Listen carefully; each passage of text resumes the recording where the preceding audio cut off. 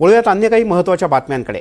हिजाबवरून सुरू असलेल्या चर्चेच्या पार्श्वभूमीवर एमआयएमचे नेते माजी खासदार इम्तियाज जलील यांनी एक वादग्रस्त वक्तव्य केलंय। जगभरातील मुस्लिम महिला स्वेच्छेने हिजाब परिधान करतात आणि त्यांच्या धार्मिक भावनांचा सन्मान केला पाहिजे असं जलील म्हणाले। तर हिजाबला हात लावण्याचा किंवा जबरदस्तीने विरोध करण्याचा प्रयत्न केला तर हात कापून टाकेन असा इशाराही जलील यांनी दिलाय। जलील यांच्या या वक्तव्यानंतर मोठा वाद निर्माण होणार हे नक्की।